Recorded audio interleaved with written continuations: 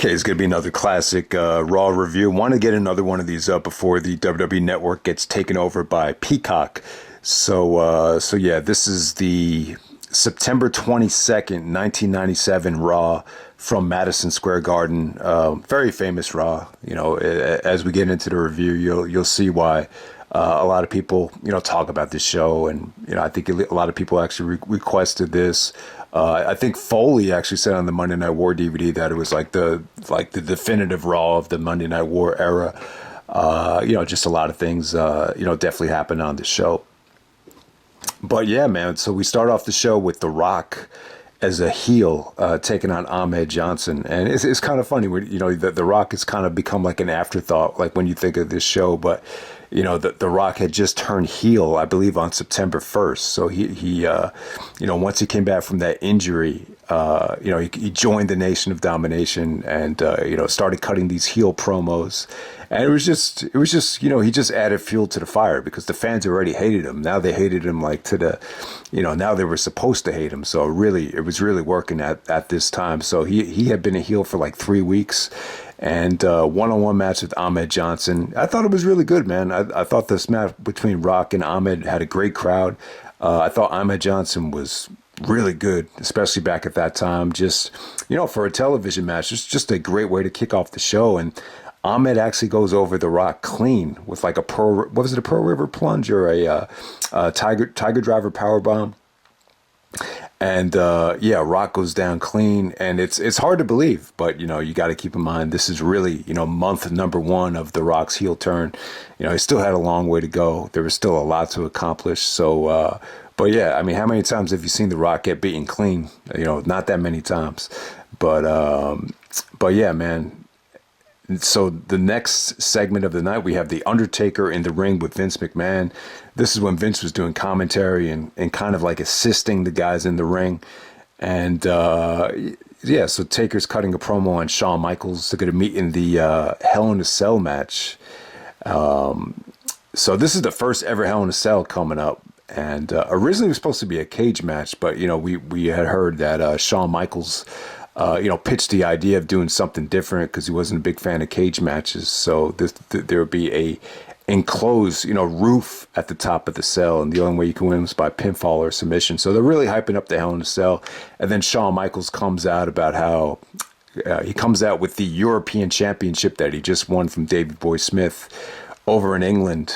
And, that was kind of like a screw job unto itself right there.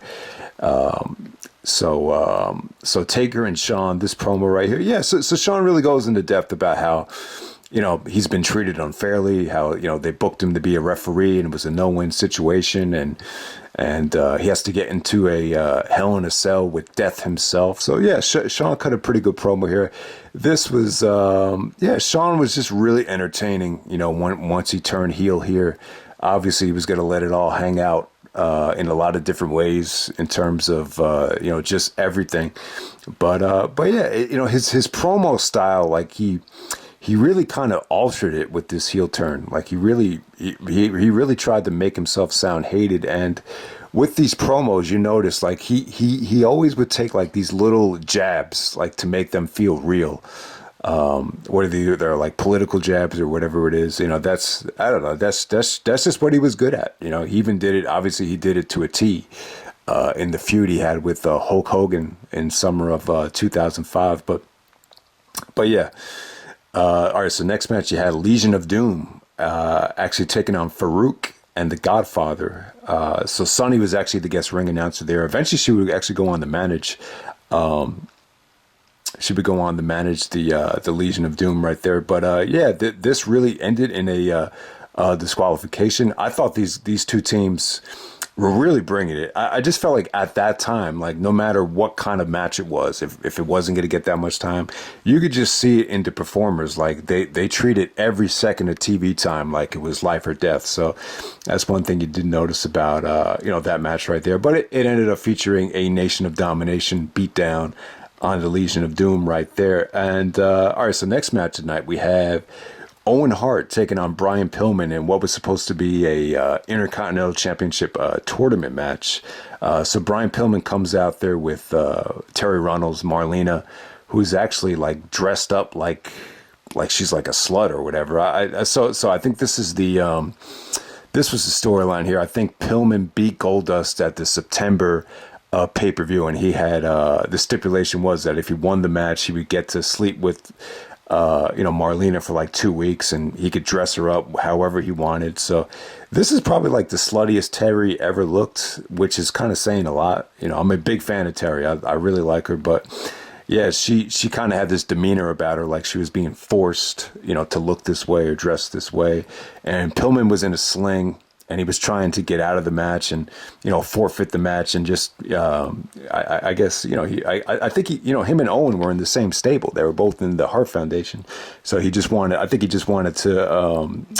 forfeit the match and let Owen advance in the tournament.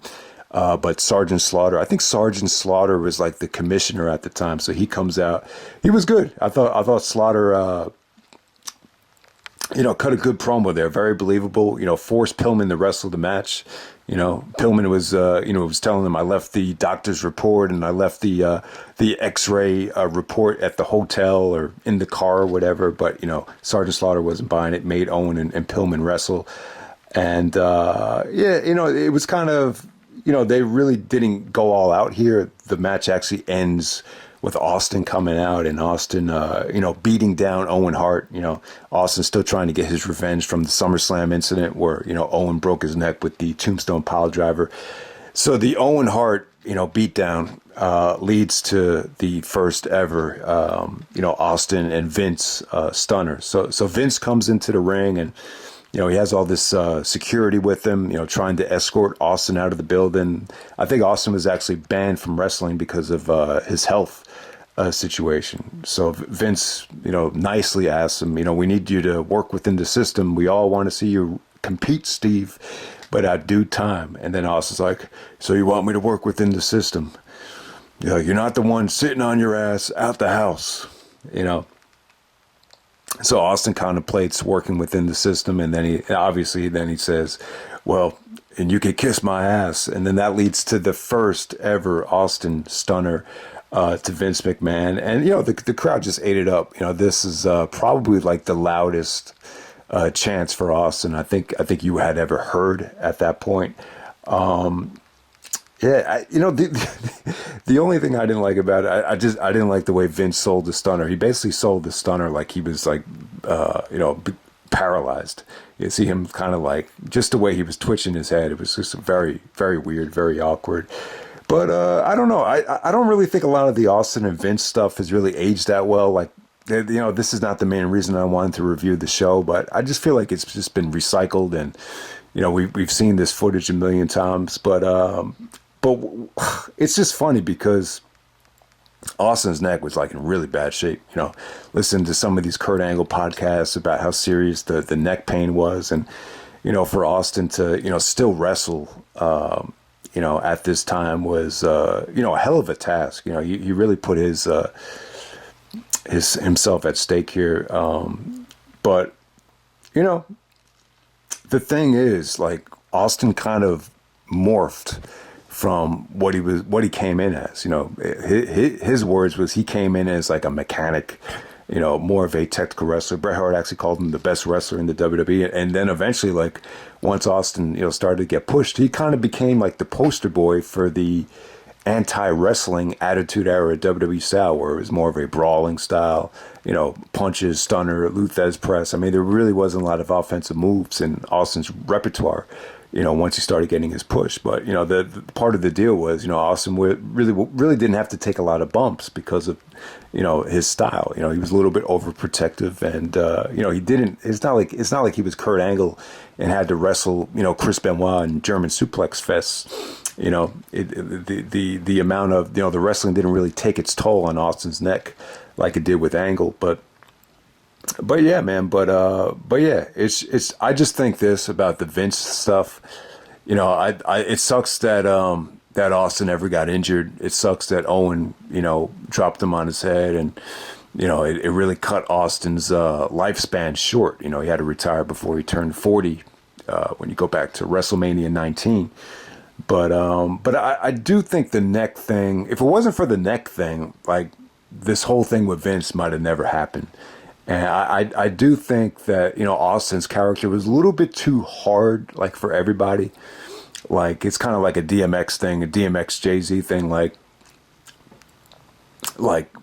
I think to a degree, like, their style was a little bit too hard, like, for the mainstream demographic. And you could make the same case with Austin, too. But I think, the Austin character became very relatable with the whole Vince McMahon as the boss, and the guy stunning his, the corporate, boss, and, that type of thing. I think it was a way to kind of get the, the mainstream audience, kind of wrapped up in the Austin character. Like, I think it appealed to everyone, like from grandmothers to mothers to, teenage girls. I think at that time, everybody really, saw the Austin character as someone, that they could relate to in some form or fashion, no matter what age you were, no matter what demographic. So I do think the Vince character definitely helped Austin out a lot. And, you can make an argument that it was all initiated because of the next situation. All right, then the next match of the night, you have Triple H taking on Cactus Jack. This is a street fight. At the time, Triple H was still Hunter Hearst Helmsley. So it was just weird because the Hunter Hearst Helmsley character, it really doesn't make sense for a character like that, the English blue blood, to be doing the suck it thing, or to be doing the crotch chop. But he was actually doing it at the time. So it was just funny how this was in the middle of Triple H kind of morphing into Triple H, the DX version of Triple H. And it was cool, man. Dude Love, so Dude Love was this, before Foley comes out, he actually starts out as Dude Love. And Dude Love basically introduces Cactus Jack, and he got a ton of ECW chants. And, this is the first time that they got to wrestle at the Garden with Triple H versus Cactus Jack. Obviously, they would have an even better match at the Rumble, almost 3 years later. But yeah, for a television match, man, this was great. They let it all hang out here with the weapons. China took some nasty bumps there. I just like the way Foley wrestled as Cactus Jack a lot better than Mankind. I feel like the Mankind character had a little bit too much restrictions on it, but as Cactus Jack, it just felt a little bit different. And, Triple H went through a lot of punishment here.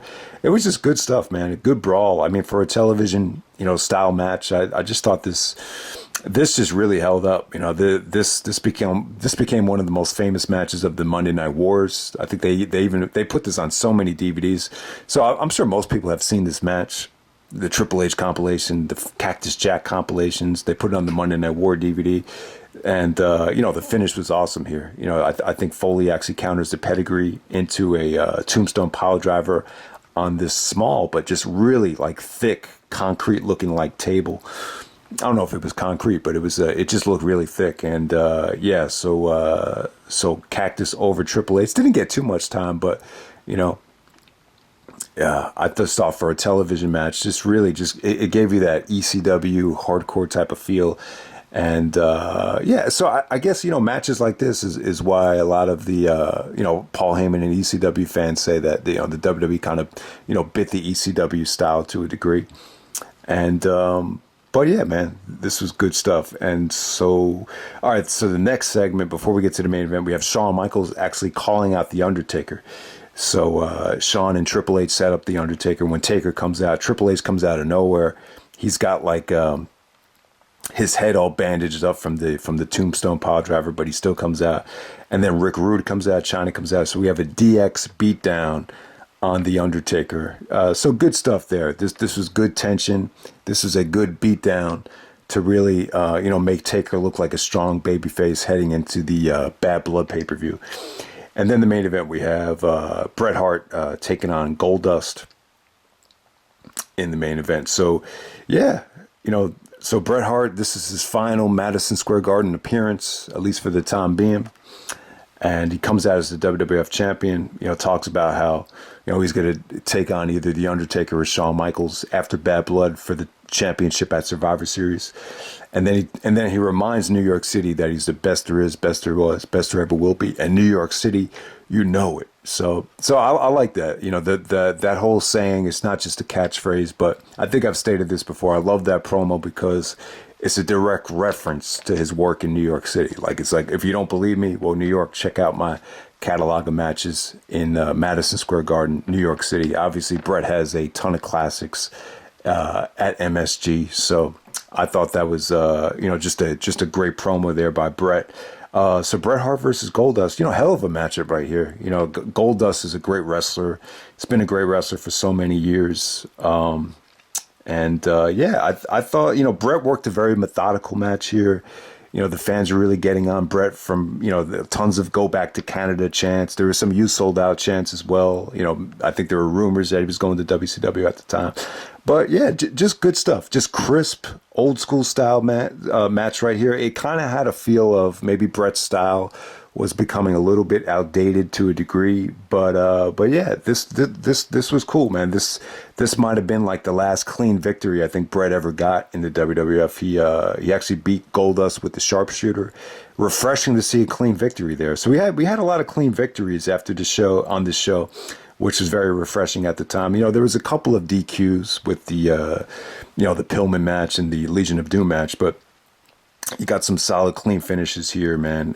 So Bret goes over with the sharpshooter. And then we have a situation where, Shawn Michaels and DX come down. Shawn actually comes out and, starts brawling with Bret. So you have that whole thing going on. Then DX comes out. And then all of a sudden you have the Hart Foundation coming out. British Bulldogs on a bad knee, selling the injury from One Night Only.